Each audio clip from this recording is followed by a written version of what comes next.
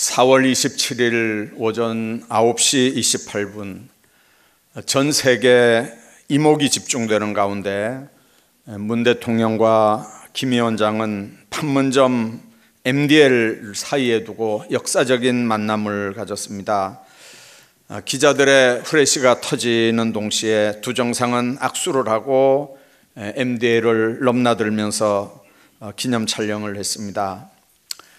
문 대통령은 김 위원장이 사상 최초로 MDL을 넘는 순간 판문점은 분단의 상징이 아니라 평화의 상징이 됐다고 덕담을 했고, 또 나중에 테이블에 앉아서 김 위원장은 왜 이렇게 오랜 시간이 걸렸는지 모르겠다 그러면서 대답을 했습니다.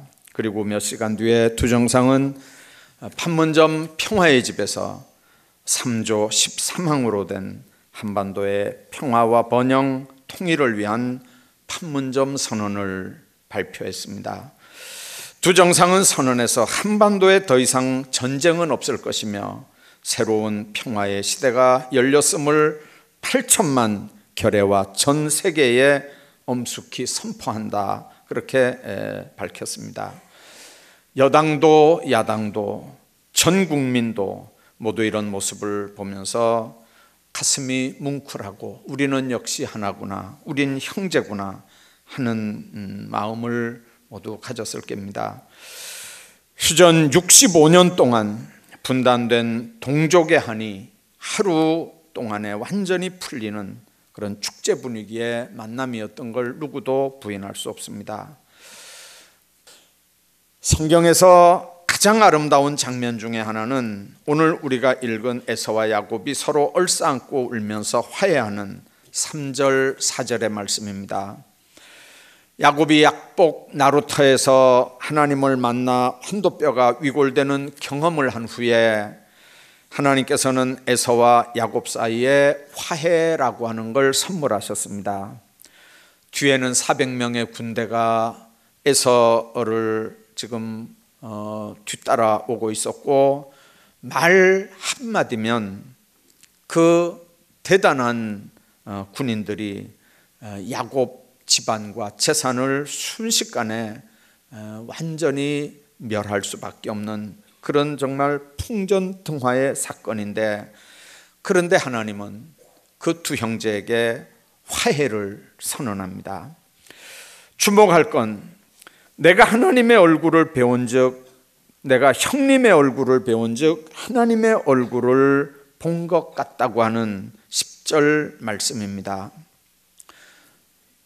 참된 화해는 사람들끼리의 화해가 아니라 그 화해 속에서 하나님의 얼굴이 나타나는 화해가 진정한 화해인 것을 우리가 압니다. 그냥 잘해보자, 전쟁하지 말고 우리 한번 평화롭게 한번 잘 살아보자, 악수한다고 만난다고 진짜 화해가 아닙니다. 거기에 하나님의 얼굴이 나타나야 진짜 화해입니다. 갈등이 일어나는 경우 그 다툼의 배후에는 항상 악한 영의 세력들이 있다는 걸 우리가 신앙적으로 확신합니다. 그렇기 때문에 영적인 원리를 망각한 인간적인 화해는 온전할 수 없는 화해라고 하는 걸 우리가 압니다. 따라서 진정한 화해는 하나님께는 회개, 인간과 관계에서는 용서가 전제돼야 화해가 되고, 그 화해가 돼야 그 다음에 화목한 관계가 이루어지는 겁니다. 화해가 필요할 때 화해에 필요한 대가를 지불하는 걸 두려워하지 않아야 되고, 용서와 화해의 자리로 나와야 근본 문제가 해결된다는 뜻입니다. 잘못된 걸 인정하고 시인하면서 용서를 구해야 용서가 되고 화해가 되는 겁니다. 여러분들, 오늘 본문에 있는 말씀들을 한번 보십시오. 두 형제가 화해하기에 앞서서 야곱은 먼저 하나님을 만나는 경험들을 합니다. 계속 하나님과 교통을 합니다. 31장에도 보면 하나님께서 꿈에서도 말씀하셨고 또 여러 가지로 현몽을 하시고 하나님께서 여러 가지로 내가 너와 함께 한다고 언지를 주시고 약속을 합니다. 그리고 야곱은 그 명령에 순종을 합니다. 31장 이하에 계속 그 말씀들이 나옵니다. 그리고 32장에 천사와 씨름하고 환도뼈가 위골된 상태에서 축복을 받는 그 자리를 하나님의 얼굴을 봤다고 하면서 분엘이라고 했다고 오늘 32장 30절에 말씀합니다. 자, 이런 경험 때문에 야곱이라고 하지 말고 이름을 이스라엘이라고 해라. 그 말은 정체성을 바꾸는 일입니다. 야곱의 인격과 성품이 바뀌어졌다는 얘기입니다. 남을 속이면서까지 자신의 욕심을 채우려고 하는 야곱이라고 하는 옛사람의 모습으로는 형 에서를, 더더군다나 400명을 거느리고 오는 에서를 만날 수 있는 그 에서와 화해할 수 있는 그릇이 에서 쪽에 없는 게 아니고 야곱 너 쪽에 없다는 뜻입니다. 여러분들, 옛사람의 모습을 벗어버려야 하나님의 통치를 바라보는 이스라엘이라고 하는 새 이름으로 거듭나는 겁니다. 이것은 새로운 인격체로 거듭남이 없이는 진정한 갈등을 극복할 수 있는 화해가 이루어지지 않는다고 하는 의미입니다. 여러분들, 이 말씀은 또한 인간과 하나님과 관계에서 자신의 정체성과 위치를 확인하고 잘못된 행동이나 갈등을 파악하는 게 우선되어야 한다는 뜻이기도 합니다. 사회적인 지위 때문에 자신을 못 내려놓는 사람도 있습니다. 사회적인 명예 때문에 자신을 못 내려놓는 사람도 있습니다. 그러나 이게 안 내려지면 용서도 안 될 뿐만 아니라 그게 안 내려지면 상대방과 화해한다는 건 그냥 겉모습으로만 화해할 수밖에 없습니다. 하나님 앞에서 중요한 건 거울 앞에 서는 것처럼 진정한 자신의 모습, 벌겨벗겨진 자신의 모습, 피조물로서의 자신의 존재를 하나님 앞에 드러내야 되고, 그때래야 인간은 하나님과도 인간들과도 온전한 화해가 가능하다는 뜻입니다. 마태복음 6장 15절에 보면 너희가 사람의 과실을 용서하지 아니하면 너희 아버지께서도 너희 과실을 용서하지 않는다 분명하게 말씀합니다. 또 마태복음 5장 23절 24절에 보면 예물을 제단에 드리다가 거기서 네 형제에게 원망 들을 만한 일이 있는 줄 생각나거든 예물을 제단 앞에 두고 먼저 가서 형제와 화목한 후에 와서 그 예물을 드리라, 그렇게 말씀합니다. 하나님 앞에 온전하게 예배드리는 것보다 더 귀하고 중요한 건 이 땅에는 없습니다. 여러분들, 뭐가 하나님 앞에 예배드리는 일보다 우선순위에 있어야 되는 게 뭐겠습니까? 하나님 앞에 찬송하고 기도하는 일보다 더 우선순위에 있는 인간의 일이 뭡니까? 주일날 하나님 앞에 와서 하나님 앞에 예배드리는 일보다 더 우선적이어야 되는 게 더 뭡니까? 인간의 삶 속에 가장 우선적인 일이 하나님 앞에 예배드리는 일입니다. 그러나 그거보다 더 우선적인 게 뭡니까? 오늘 본문에 있는 말씀입니다. 화목 없는 어떤 예배도, 화목 없는 어떤 헌금도 하나님 앞에는 의미가 없다는 뜻입니다. 여러분들, 예배가 그렇게 중요하지만 그 예배 전에 그거보다 더 중요한 건 화목이고 화해고 용서입니다. 세상 살면서 돈도 명예도 지위도 얼마나 중요합니까? 그러나 거기에 화목이 빠져버리면 아무 의미가 없다는 얘기입니다. 그래서 잠언 17장에 보면 마른 떡 한 조각만 있고도 화목하는 것이 육선이 가득한 집에서 다투는 것보다 낫다, 그렇게 말씀합니다. 궁궐에서 호화호식하면서 매일 연락하고 살아도 거기 불화가 있고 갈등이 있고 시기 질투가 다툼이 있다면 그건 더 이상 궁궐이 아니고 천국이 아니고 지옥이라는 뜻입니다. 그러나 단칸방에서 죽을 먹고 살아도 서로 화목하고 서로 위해주고 서로 감사하면서 가족 간에 그렇게 산다면 거기가 곧 천국이라는 뜻입니다. 여러분들, 화목이 없는 가정은 그래서 가정이 아닙니다. 무엇을 성취하느냐, 무엇을 얼마나 소유하느냐, 그 전에 중요한 건 가족 관계가 얼마나 화목하냐로 그 가정이 행복한 가정이냐 아니냐를 우리가 판가름하는 겁니다. 그래서 예수님께서 하신 말씀 가운데 보면 어느 집에 들어가거든 먼저 말하되 이 집이 평안할지어다 라고 하라 그랬습니다. 예수님도 가정에서 제일 중요한 게 그 가정의 평화라고 하는 뜻입니다. 평안이라는 뜻입니다. 바울 서신 모든 서두에 똑같이 나오는 인사말이 하나님 우리 아버지와 주 예수 그리스도로 쫓아 은혜와 평강이 너희에게 있기를 원한다는 인사입니다. 은혜와 평강이 얼마나 귀중한 건지를 보여주고 있는 말씀입니다. 뿐만 아니라 오늘 우리가 또 하나 생각해야 되는 부분은 이 약복 강가에서 하나님을 만난 야곱, 뒤에 군대가 400명이 오는데도 두려워하지 않습니다.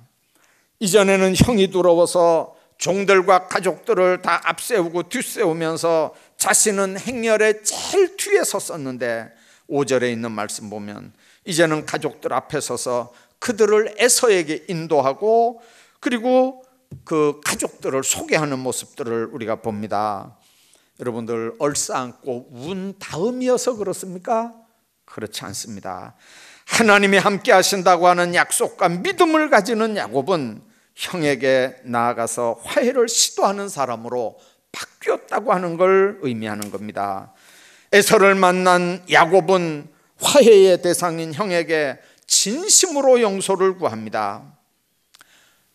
축복을 뺏고 축복의 계보를 뺏은 야곱이 형 에서에게 종처럼 엎드려서 나는 형의 종이라고 형을 주라고 호칭을 하면서 7번씩이나 엎드려 절을 했다는 말이 뭔 말입니까? 형이 지금 생각하는 건 아브라함과 이삭과 야곱의 계보가 아니고 아브라함과 이삭과 에서의 계보를 요 동생 야곱이 아버지 축복을 받음으로 이 축복을 바꾸어 놓은 아주 고약한 놈이지만 그러나 그 고약한 야곱의 입에서 7번이나 절을 하면서 자신을 향해서 주인이라고 하니까 얼마나 형이 마음이 이렇게 눈 녹듯 녹았겠습니까? 또한 그는 자신의 재산이 내가 스스로 땀 흘려 고생한 결과가 아니라 하나님이 나에게 주신 재물이라고 선물이라고 하면서 이 재산을 형과 나누겠다는 제안을 합니다. 이것은 지난날의 잘못을 용서해 달라고 하는 야곱의 간절한 마음을 나타내는 걸로 자신의 자존심이나 두려움을 버릴 때만 가능한 말입니다. 용서를 구하고 화해를 하기 위해서 나에게 있는 모든 것들을 형 앞에 내려놓는 야곱의 중심, 최선을 다해서 상대방 마음 앞에 내 자신을 내려놓을 때 그 강팍한 에서의 마음도 녹고 그리고 온전한 화해가 올 수 있는 겁니다. 여러분들, 요셉도 형들의 시기와 질투 때문에 애굽으로 팔려갔습니다. 형들은 가해자입니다. 요셉은 피해자입니다. 그러나 요셉은 늘 하나님과 동행하며 살면서 결국에는 나중에 애굽의 총리가 됩니다. 그는 모든 일들을 하나님의 인도함이라고 고백을 했습니다. 결코 그 높은 자리를 이용해서 교만하거나 안갚음을 하는 복수하는 일을 절대로 하지 않았습니다. 가해자를 향한 원망과 미움을 극복할 수 있는 건 하나님의 사랑이 그 속에 들어와 임재해야 이게 가능한 겁니다. 그래서 화해하는 사람들은 자신의 삶을 하나님과의 관계 속에서 언제든지 재정립합니다. 내가 이렇게 한 게 아니고, 내가 이렇게 억울한 일을 당한 게 아니라 하나님의 계획이 있어서 나를 먼저 이곳에 이르게 했다는 거죠. 과거의 아픔을 평화의 에너지로 승화시킬 수 있는 건 바로 하나님과의 관계가 됐을 때 가능한 일입니다. 여러분들, 이런 시각의 변화는 갈등과 불화라고 하는 아픔의 역사를 평화를 위한 역사로 바꾸는 거고, 분열된 공동체를 미래지향적 관점에서 치유하는 것이기도 합니다. 과거의 잘못을 책망하기보다는 현재 의미와 미래 비전을 발견하면서 새로운 관계를 정립해 나가는 겁니다. 어떤 사람이 그게 가능합니까?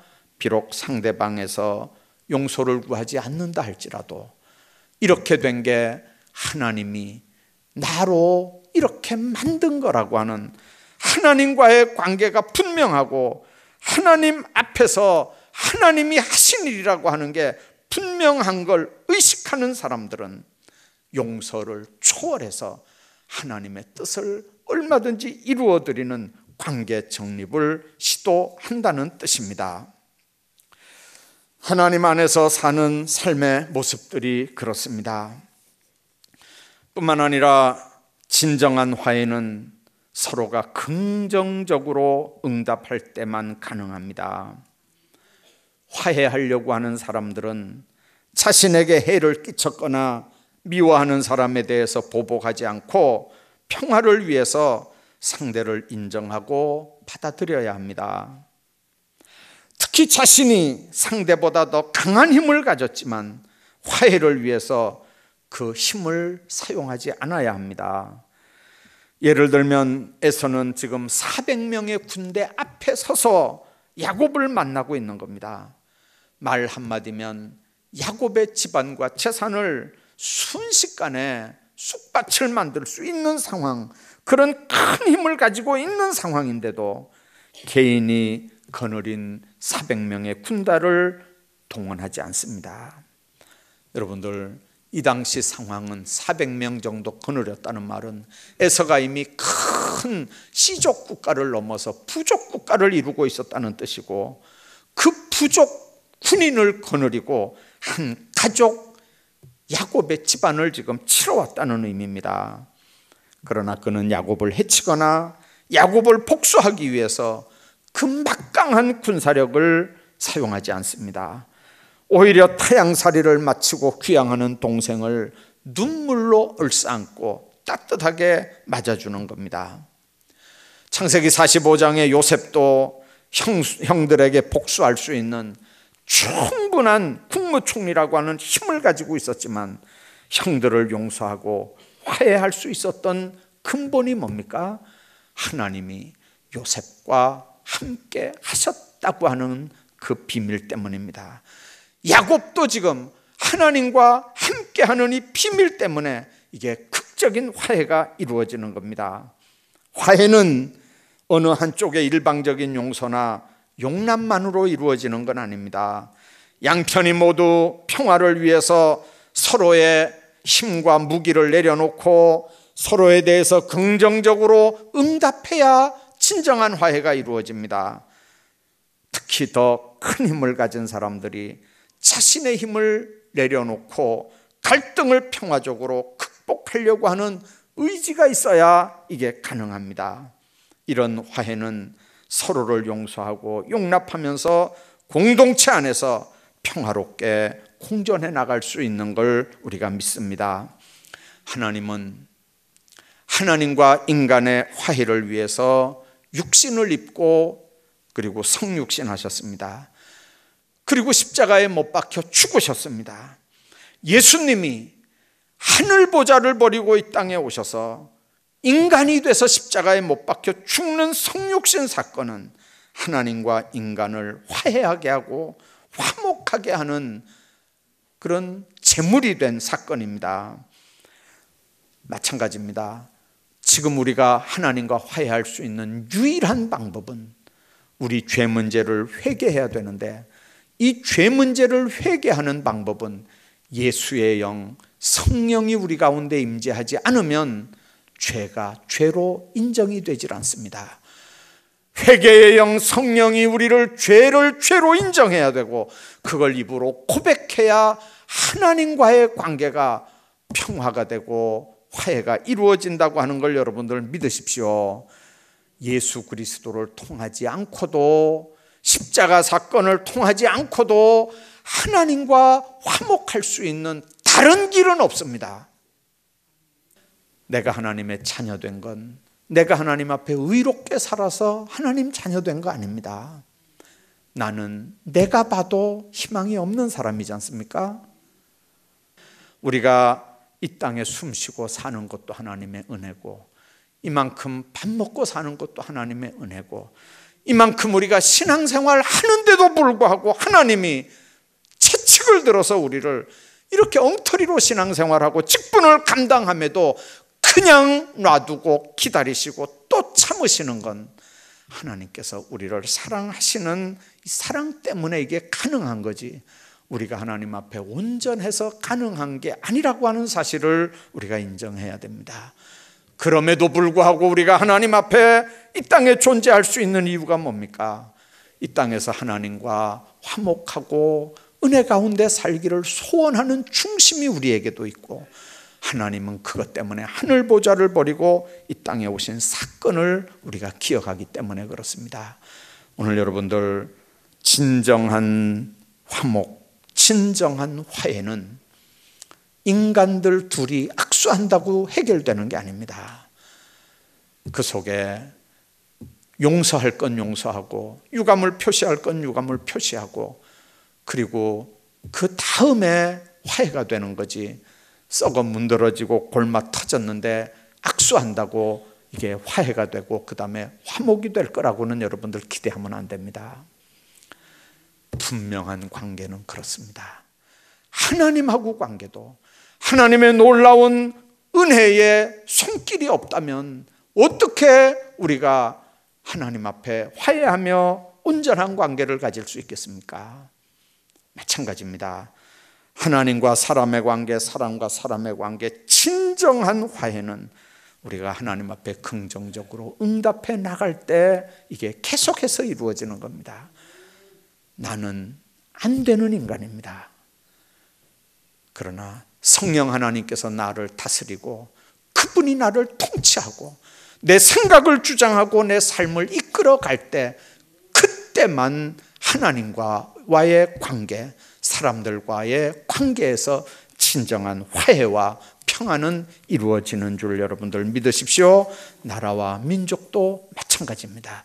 하나님께서 정말 이 나라와 민족을 사랑하셔서 축복된 길을 이제 물꼬를 터놨는데, 더 근본적인 문제들이 해결될 수 있도록 위정자들을 하나님께서 축복하시고, 또 이 문제들을 통해서 우리 개인들이 겪는 모든 갈등 문제들도 다시 한번 기억하면서 하나님 앞에서 화해의 문제를 다시 한번 기도하고 마음속에 깊이 새기는 하나님의 사람들 되시기를 주의 이름으로 축복합니다.